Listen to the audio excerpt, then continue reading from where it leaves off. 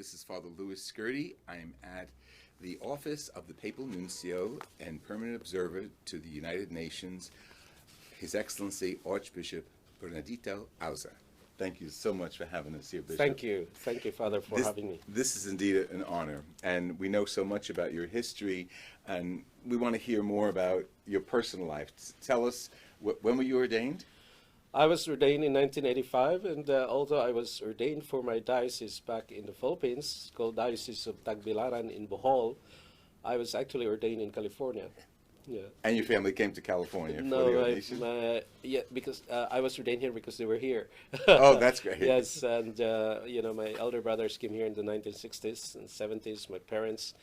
And then I came in 1985 with some of my younger brothers and sisters.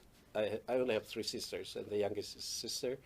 And so my parents asked my bishop back home if I could be ordained here, since I was here, and at the same time, practically my whole family was here. That's great. So that was the reason why.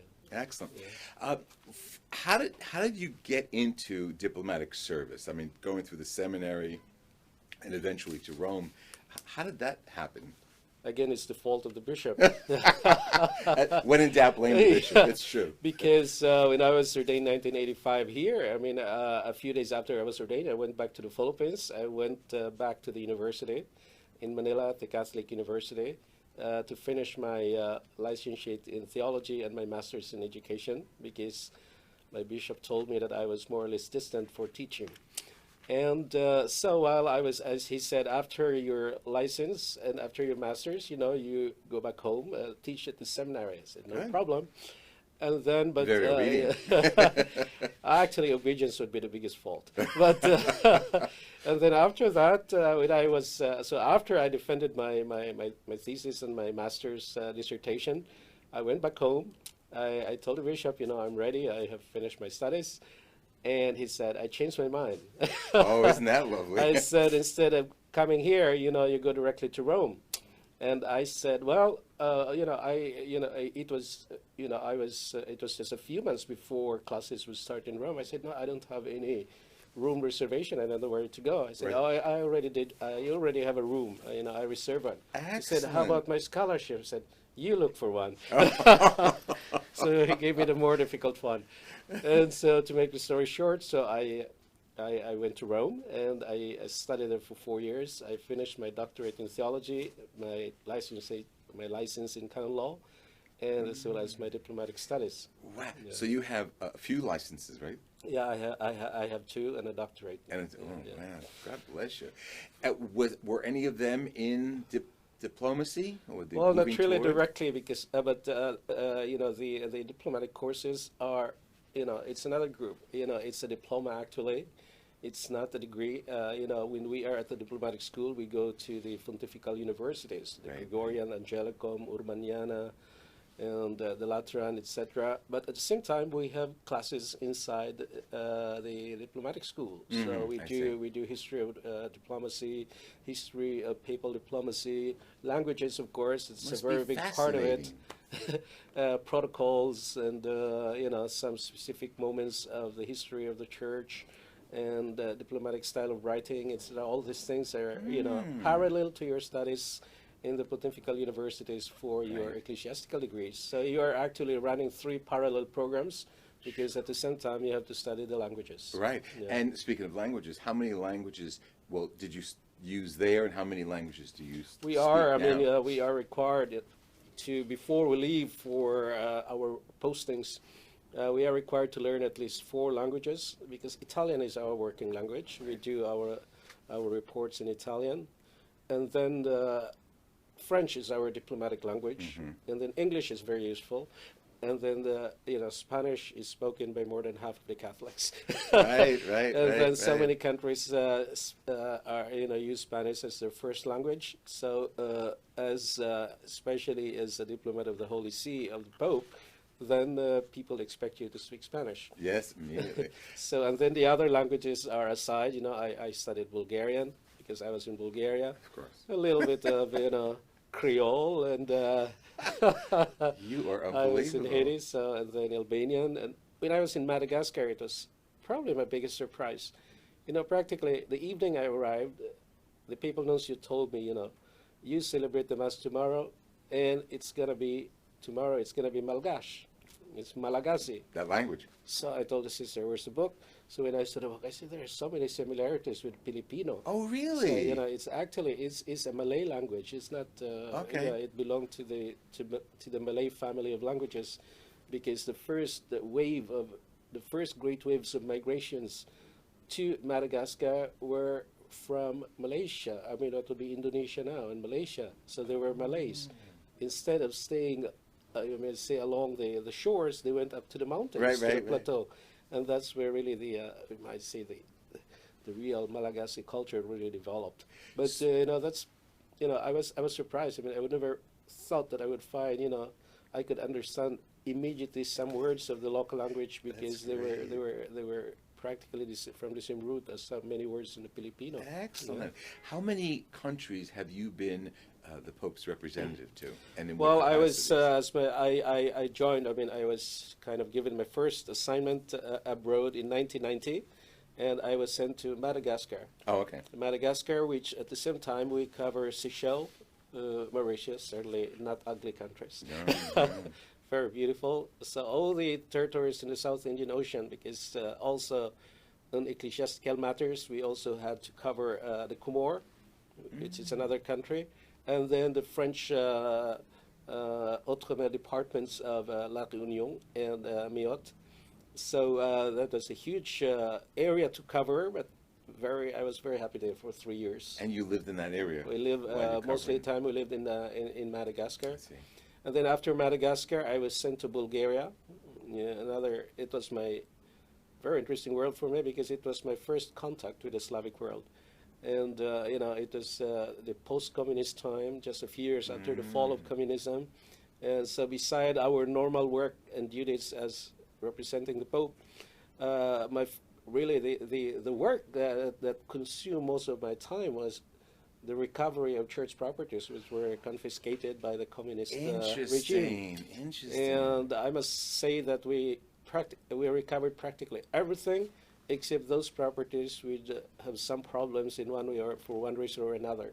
So it is a very good experience. I was very happy there. And talk about diplomat. I mean, that really took diplomacy. That's fascinating. That is a fascinating work. And at the same time, I learned, I studied, I dedicated 6 hours a week to learn Bulgarian. I traveled around the country alone so that I would speak it. And then after that, after 3 years and a half in Bulgaria, I was sent to Albania. Oh. So that's another country in the area. But while I was in Bulgaria, I said towards the end of 3 years, I said, I would be transferred after 3 years. I might as well. I really wanted to go to Albania. I said, I really want to see what's this country all about, with this famous hermetic country, and officially, constitutionally atheist. Right. So there, it certainly was a world apart, but it was amazing. And then, little did I know that a few months after I was sent there. So, in a sense, before I was sent to Albania, I already knew at least Tirana and Durrës and the interesting historical areas, monuments in the area. And then while I was in Albania, I was also sent to London for a few months to run the nunciature there, because the nuncio retired, and for other reasons, they sent me there. You move around like I go around the corner. Yeah. It coincided with the death of Princess Diana and the death of Mother Teresa, so it was really interesting months. And then after 2 years in Albania, I was recalled I was asked to go to Rome, and where I worked for more than 7 years and a half. In what capacity? What we call the Section for Relations with States, which is our equivalent to your State Department, or to other countries, the Ministry of Foreign Affairs. And then while I was there, I was, I had 3 desk rotations practically, but I always had North Europe as part of my duty. And then that means I had to cover those countries like Great Britain, Ireland, etc., the Nordic countries. And then the other half of my duty was, I had the Andean countries, and then after that I had the Geneva multilateral organizations, and then after 2 years and a half I had the whole of South Asia, all the way from Afghanistan to the Maldives, Sri Lanka, through India and Pakistan and Nepal and Bhutan, etc. This And is so so after that- fascinating. I mean, here you are a priest. I know you're an archbishop, but a priest representing the official church, the Vatican. Do you get spiritual fulfillment from that? I mean, Well, this is it's always so a big question. political. It's always certainly. That's where I always start. You know, what is the Holy See diplomacy? I mean, we are always taught when we were at the diplomatic school that this is a ministry. This is not It's a ministry, career. right. Yeah, right. so it's a ministry. As I said, it's therefore if it's a ministry in the secular world, in the political world, in the multilateral world, done in the name of the church and for the church. And as I would say, you know, it is therefore bound by all our spiritual principles Sure. and the principles that we have in the church. And so it is. We consider it as a ministry. Yeah. It certainly is a very specific type of ministry. Yeah, it's good for the lay people to know that we have so many aspects of our church, and this is a very significant aspect because the Vatican is a city-state, so we have representation throughout the world. But this is so important. You're not a typical parish priest, a typical diocesan bishop. You are international in your ministry. Well, especially now that I'm assigned here, and I was here, you know, after the Vatican, I was sent here 2006, 2008, so that you know, even widen my horizon, my experience, you know, from mostly what they call bilateral, that is relations between states, it's between the Holy See and a specific state, and then coming here already with some experience at the Secretariat of State of the multilateral diplomacies.